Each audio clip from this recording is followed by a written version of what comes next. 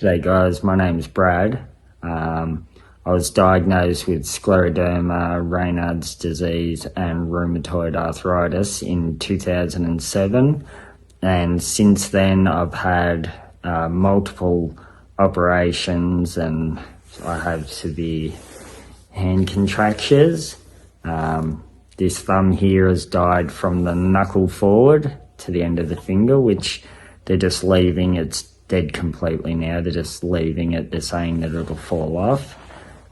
Plastics don't want to operate because they say I don't heal, which we don't heal very quickly. It takes a long time, so they just waiting for it to fall off. I've had one toe on my left foot amputated, and then I had two on my right foot amputated, and then for a couple of years, and then only recently I had 4 operations, which inevitably ended up taking my right leg below the knee. So right now I'm confined to a wheelchair until I fully heal and able to try a new prosthetic and hopefully be able to walk again. I was fortunate enough to be able to finish building and moving into our house in May, which we moved in, and then a couple of days later I was taken to hospital and spent nearly 4 months in hospital and rehab, just trying to re-exercise and learn how to move and stuff and rehabilitate my leg now that it's gone, and to prepare for getting a prosthetic. It still does have quite a big wound there, or scab, so they can't fit a prosthetic until that scab's totally gone and the scar's healed, which we're hoping to, because as you know, if you have scleroderma, Raynaud's and that, we develop pressure injuries, things like that, so they're worried maybe long-term wearing a prosthetic leg might put more strain and pressure injuries on the stump, but hopefully it doesn't. So I'll probably be with a chair the rest of my life, and with a leg, hopefully be able to still run around for a bit, and then take a chair with me just in case I need it, take a bit of pressure off the leg. So it's been a bit of a challenge, but we'll get through. One thing people do ask, and I follow Facebook posts, things like that, how to cope with it and things like that. Main thing is stay positive. There's nothing you can do. It is what it is. So I just try to keep moving every day, doing the things I want to do, and try to find myself hobbies, little things to keep me going. I'm not going to lie, it was hard. Some of the times have been hard, but this is my life now, so just got to do it. The chair I'm in, I use at home and outside, go shopping, things like that with my wife. But I am going to go see my father in hospital. So to go during the day, I'm going to need to catch a train, which I haven't caught a train in 30 odd years. So it's a bit daunting. I've gone and got a ticket and stuff. I wasn't even sure how to go about catching public transport anymore. It's been so long. So I'm a little bit nervous about doing that, but it's the only way I can sort of get down there. My wife works full time, so it's hard, peak traffic and stuff when she finishes. So, and it will give me something to do. I'm a little bit nervous about it because I haven't been out on my own in public, taking public transport, and wondering how I'll go with the chair and if I get stuck or getting onto the train.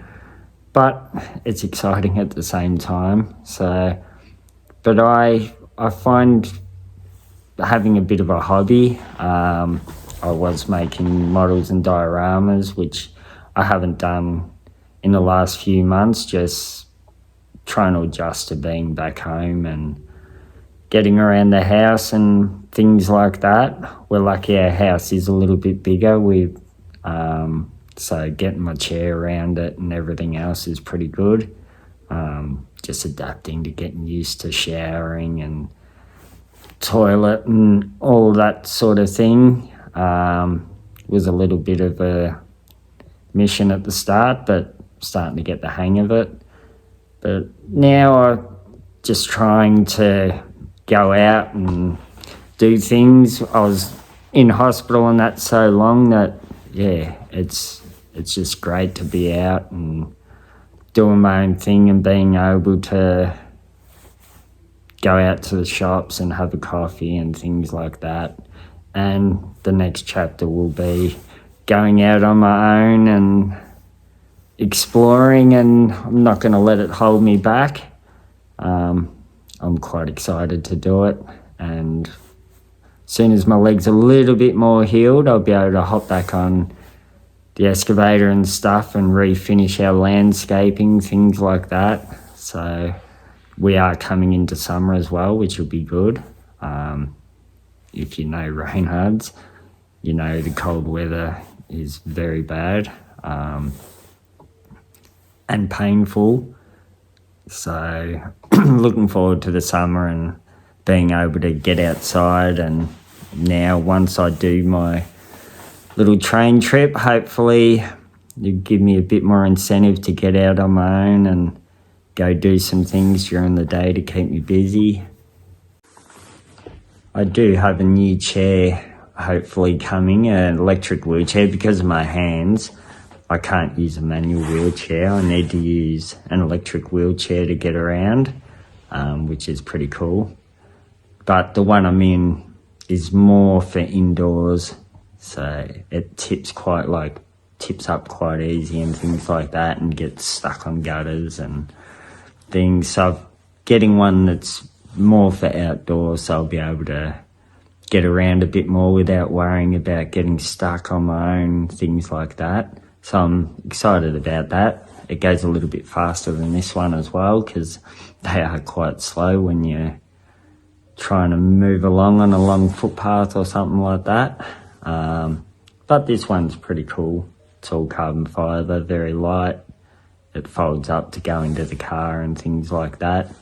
The only thing is it's a little bit low and stuff for some doorways or little ramps and things that gets caught up and the wheels come off the ground. But right now it's doing the job. I've been using it just going around my neighbourhood. It's getting out whenever it's nice and sunny and finding little things to do. If I could give any advice to people that have just found out they've got scleroderma or Raynaud's, rheumatoid arthritis, any sort of autoimmune disease, it's hard, I'm not going to lie. It's been hard coming to terms with dealing with it, especially not being able to use your hands fully, things like that. But you need to find the best in it. Find things you love to do and still keep on doing it. And another big thing, maybe not read too many things or asking on Facebook pages, things like that, like how do people cope with it, things like that. We all cope differently, but I think if you're more positive about it and just try to live your life as much as you can and do as many of the things you can do. I still drive earth-moving machines, things like that. As soon as my legs are a little bit healed again, I'll hopefully be able to hop back on the excavator or on the bobcat and things like that, the dozer, and keep doing my landscaping. The only thing is weather. Like, we need it pretty warm to be able to sit outside, and especially out on the machine and things like that. But yeah, everyone I've seen, I know a few people with scleroderma and Raynaud's, and we've all got different things. And when you stress about it, if you're reading someone has internal problems or hands or lost a foot, whatever it is, that might not happen to you. I've met a few people now with it, and we all have totally different things. And the more you stress and worry about it and stay up at night, things like that, it's just not going to help.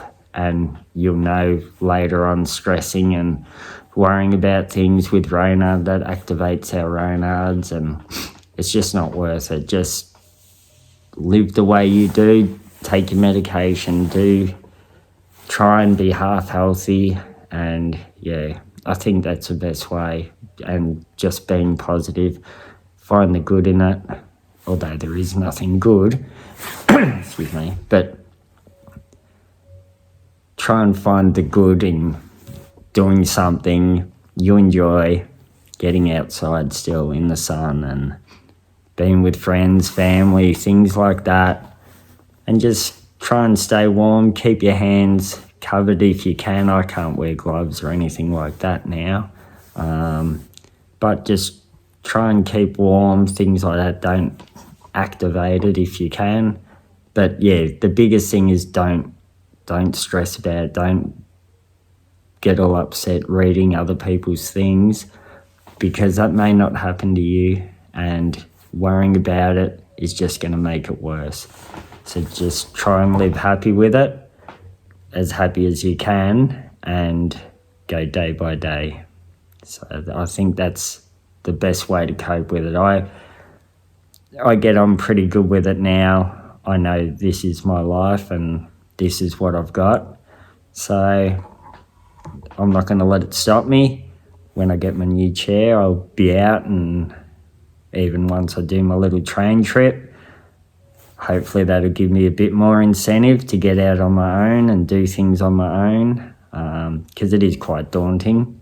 But I'm excited for it. I'm a little bit nervous, but I'll let you know how it goes. And when I get my new chair, give you a look around. I'll show you the chair I've got right now. It's pretty cool. If anyone, if you're after a little electric chair or things like that, if you need it, I'll put a link in there of what the name is and things like that.